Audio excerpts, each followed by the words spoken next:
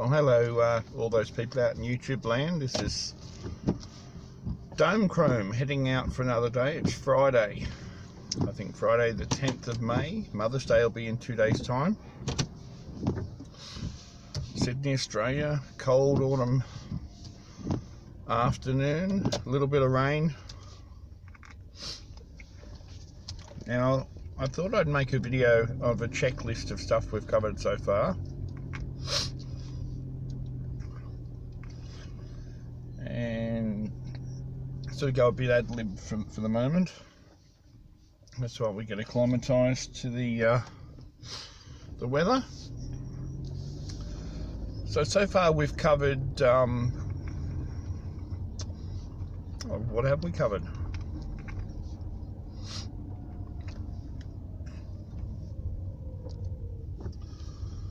Obviously we've covered stuff like keeping the car clean, things like spray bottles, things like blankets, other things you might think of for riders, which I used to do in the early days and I'm looking at revisiting, is it's nice to have 2 or 3 bottles of water in the car. Quite often if you pick up someone for a long fare, they may have been at a sporting event or a concert, and one of the first things I'll say is, mate, you got any water? Now I used to give out plenty of water and chocolates and mints and stuff, but a couple of experiences I'll explain in a later video sort of detracted from me doing that. But ideally for you riders or you drivers starting out, you want to make a good impression. Of course it's important to get a 5-star rating, but it's important that you be happy and comfortable with your own routine. So as mentioned in previous videos, I keep a blanket in the car. Sometimes you'll get 4 people hopping in the car. 2 will say it's too cold and 2 will say it's too hot. What do you do? Well, you might put the aircon on, but what about those that say they're cold? Well, you've got the blanket there.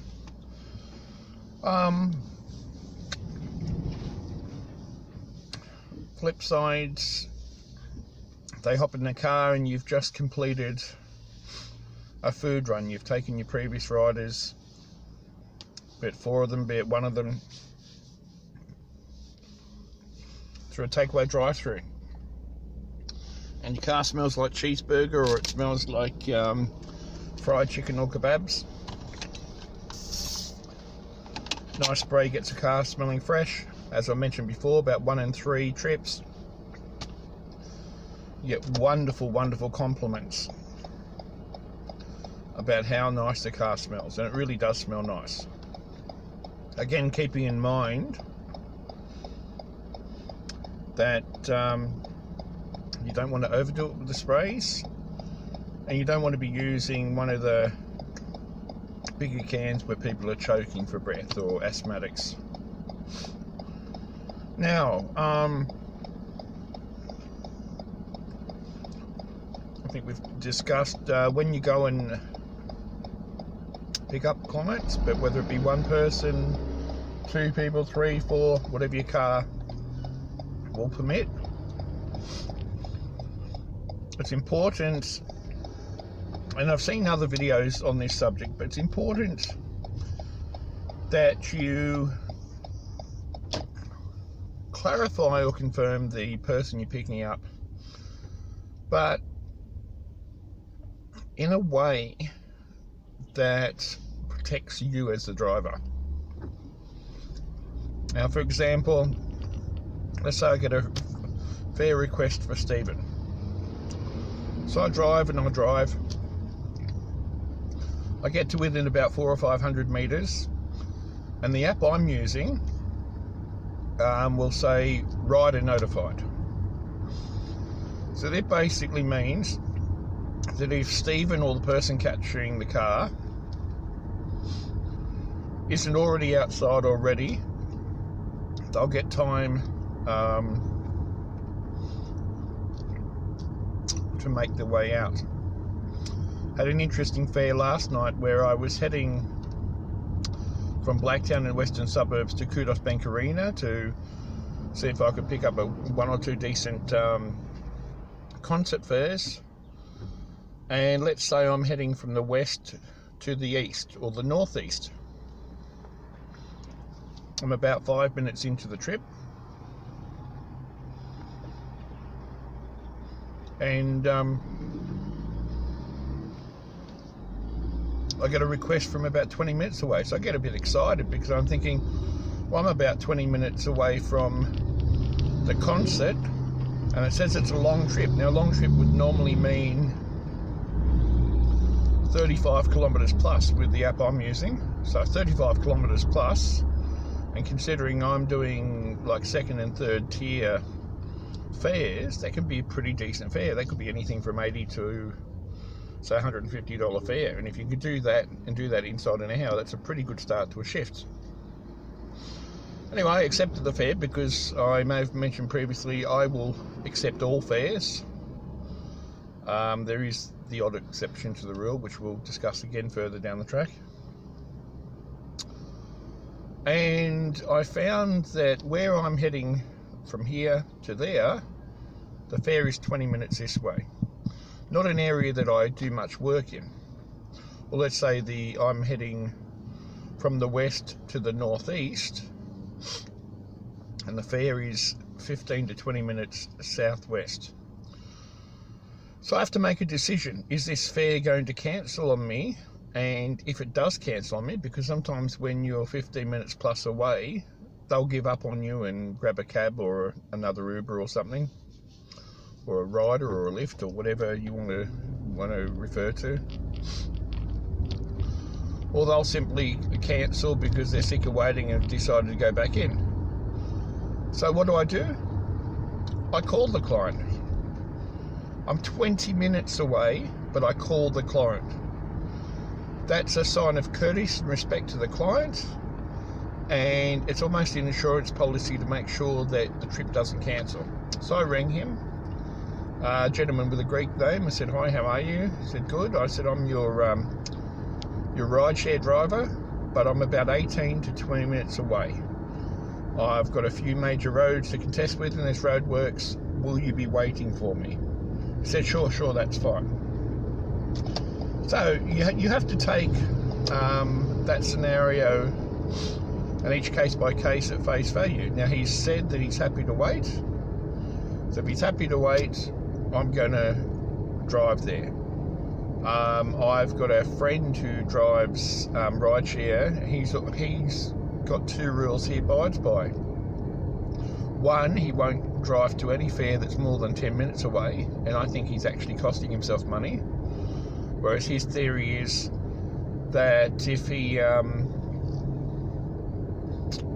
drives that far, the fare's only half as effective.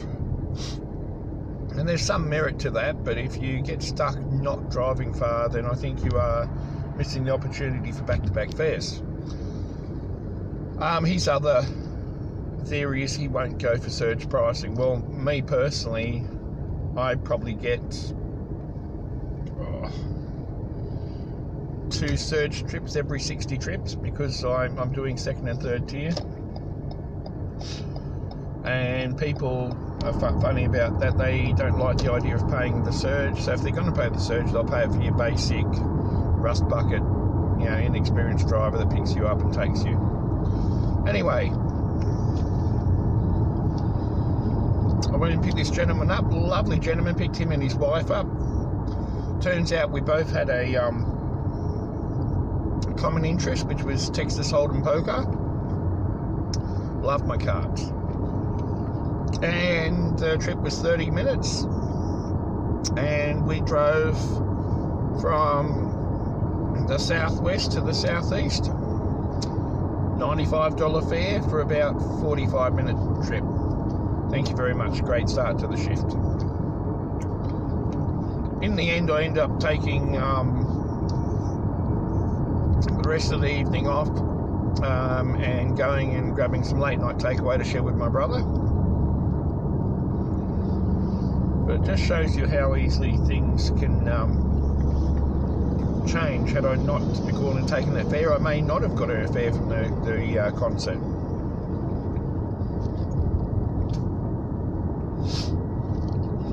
Now, sharing good news stories will be coming up shortly, but I guess this video just simply started out as covering off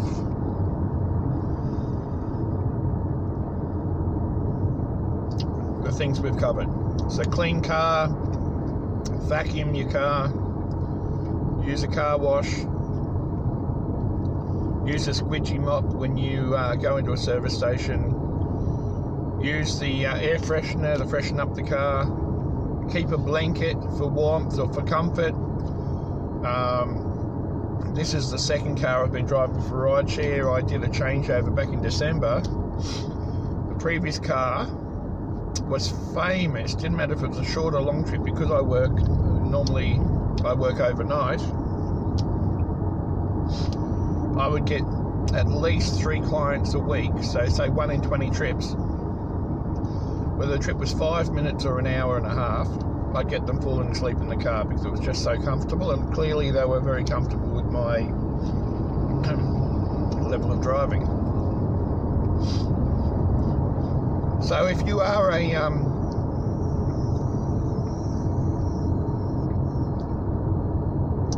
rideshare driver starting out,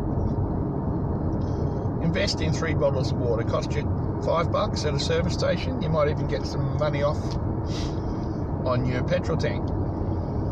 Invest in some mints, but my strong recommendation is make those mints ones that come individually wrapped, say Mentos or Tic Tacs or something. I've seen some riders have like bowls of what they call lollies or candy, and I just think, well, you've got random hands going in there, and it'd be like eating beer nuts off a bench at a bar after you've seen someone leave the men's room without washing their hands and handling those same beer nuts, if you get my drift. Keep the car fresh, keep the greeting pleasant, and I did deviate there. So when you pull up and you're looking for Stephen, hi, is this fare for Stephen? If you say, hello, are you Stephen, you're giving a person a chance to say they are Stephen when they're not. And it does happen where the wrong riders get in the wrong car and don't tell you, because you might turn up in a very, very nice car and they're expecting a rust bucket.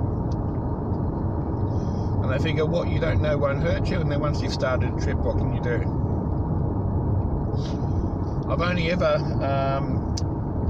kicked one person out of my car, and I actually spent 45 minutes on the side of the road with them and their friend, trying to get them sober, because they were a danger to myself, to their friend, to the car, and to themselves.